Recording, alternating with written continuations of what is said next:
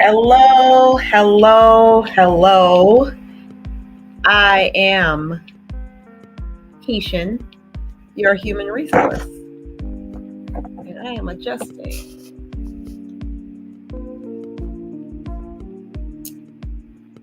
Okay, I think we're good. Making it work. Let's try this again. Take two.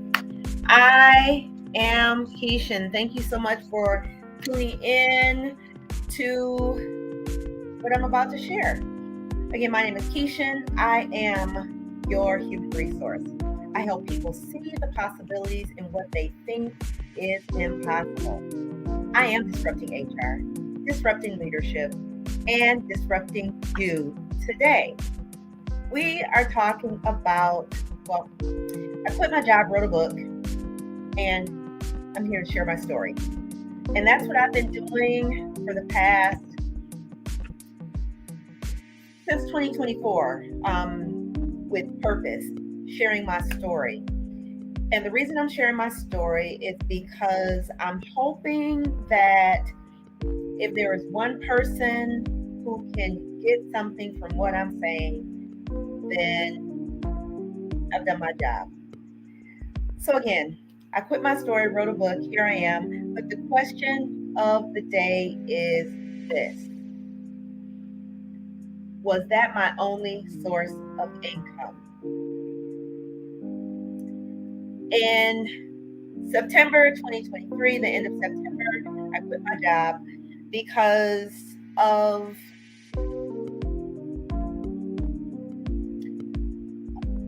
a progression of situations, progression of events in my life that led me to today to share my story.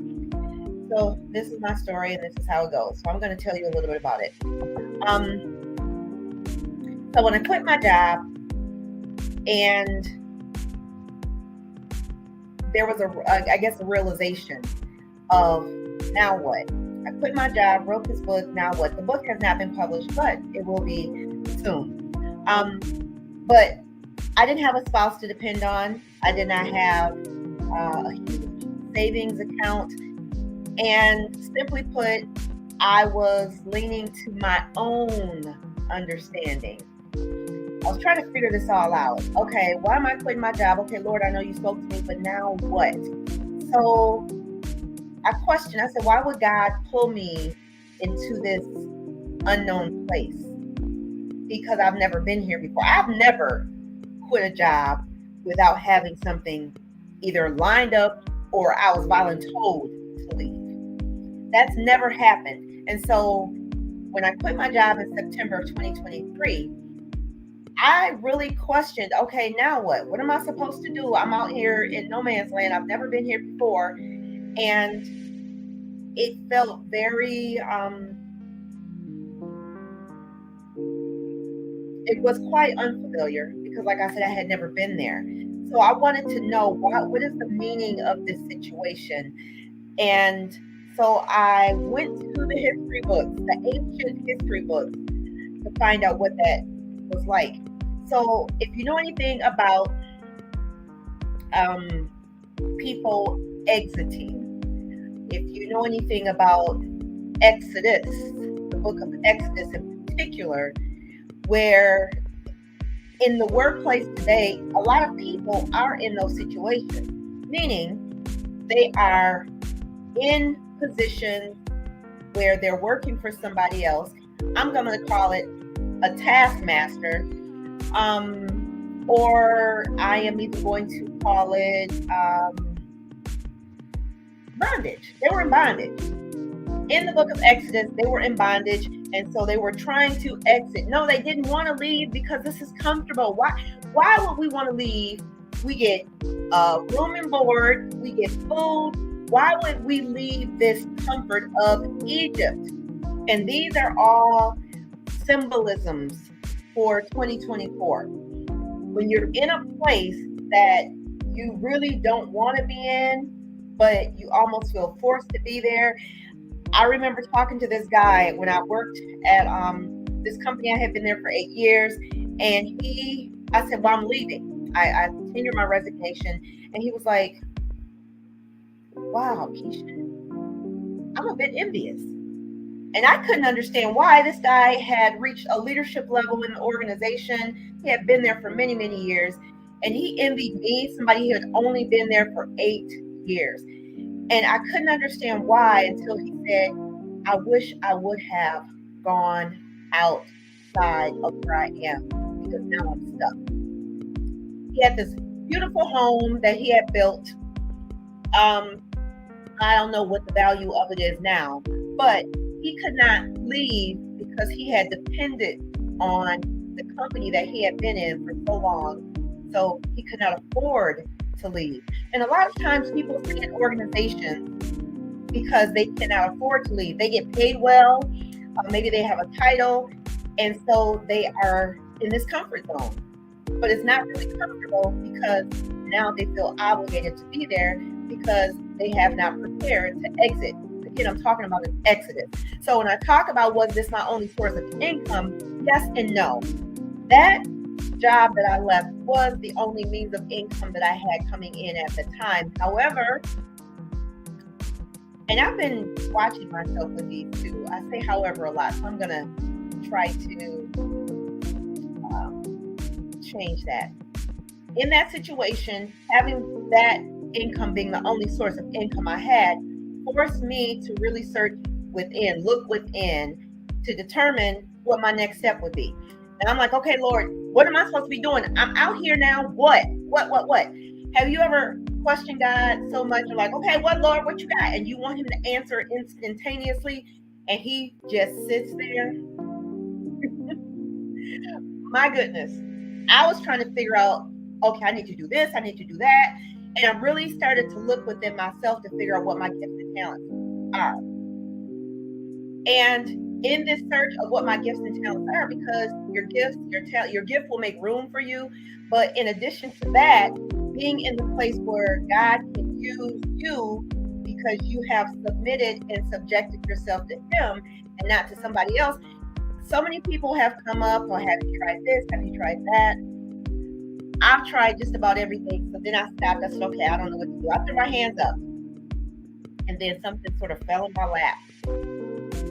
Have you ever been in a place where you wanted an answer to something and you kept trying to figure out and reason within yourself what the answer was, or trying to do this? Because faith without works is what? It's dead. So I'm trying to walk. I'm like, okay, I'm walking in faith. I can do this because I know you spoke to me, Lord. But what? The answer came to me, and I will be sharing that, not today, but I'll be sharing that. What I realized is that sometimes you have to lean into what your flaws are. Don't ignore them, but lean into them, because it gives you a greater perspective. Realize what your flaws are, they give you a greater perspective of who you are, then you really can hone in on your strengths. What are my strengths? Clearly speaking, talking, sharing information. I am a natural teacher. I want to give and empower people. That is as long as I can remember, I was a teacher. I was the one who was providing information to people. So when I say I am your human resource, I really am. I believe that because I always wanted people to be better than what they thought that they could be. Even if other people told them that they couldn't, or even if somebody else told them, you're never going to do that. People have told me that. I always have a story. I'm a storyteller. I remember when my twins were playing basketball and they wanted to play AAU. They had been in the AYP circuit, and so we were switching to AAU. And somebody told me, you can afford to do that. How you gonna do that? Needless to say, I did it. Not only that, they had an opportunity to travel to Australia to play basketball. I was told, how's that gonna happen? I didn't know. God made a way. They went. And I've never been to Australia, but I am going to go to Australia. So again, was that my only source of income? The physical source of income? Yes. But how many of you know your ideas are sources of income? Your gifts and talents, your skills are sources of income. If you don't know that about yourself, you may be sleeping on a gold mine. Think about that.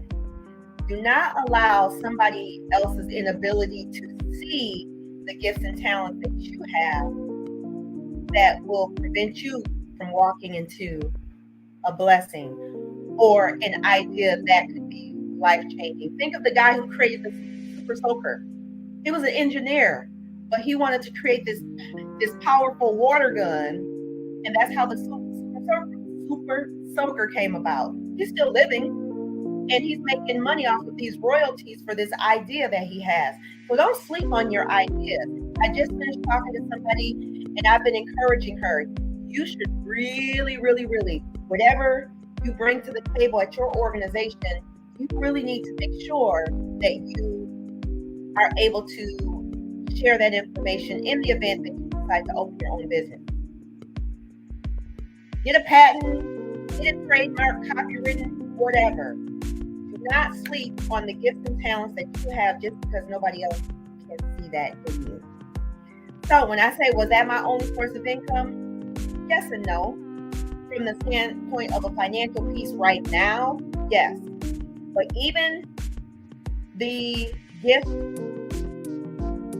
I'll say gift, that I left that organization where I was by just literally giving a presentation on what an HR recruitment and retention strategy looks like, that has since been implemented and they're doing well with it. So don't sleep on your gifts and talents. Write them down. Write the vision, make it plain so that those who see it can run with it. Those who read it can run with it. You may be one idea away from a legacy that will bless your children, your children's children. Again, I go back to Amway because I worked there. That was one idea that Rich and Jay had that is a multi-billion-dollar company today. Look at Tesla, look at Facebook. It was an idea that these guys came up with. So don't sleep on your ideas. I say activate them, write them down, and then figure out how you can accomplish them. And that's a part of goal setting as well. Have an idea, how do I accomplish that goal? So I hope that was something that you can take away for 2024. So as you go into the rest of the year, and you can at least start the year off strong with an idea that will begin to generate income for you. So that is all that I have to share. Thank you so much for tuning in. Make sure that you like, comment, share. I am going to be switching platforms at some point. I'll be sharing more information about that. Actually, I'm already I do Facebook Live, YouTube, LinkedIn. I haven't done Instagram yet this week. I'm not sure how effective it was, but nonetheless, definitely on YouTube. So if you have not already liked my YouTube channel, I encourage you to do that. Keisha Newton, like it, and then you will, of course, if you like it, make sure that you respond to get the notification, so when I go live, you'll have that information as well. So again, that is all that I have to share with you. I hope it blessed you. Share this out with somebody. Take away what is applicable to your life, and don't think just because you have a job that gives you income, that is your only source of income. So until next time, till next week, Tuesday, be blessed. Have a great weekend. Again, my name is Keisha. I am your human resource. I help people see the possibilities and what they think is impossible. I am disrupting HR, disrupting leadership, and I hope that this just disrupted you. Next time, take care. God bless.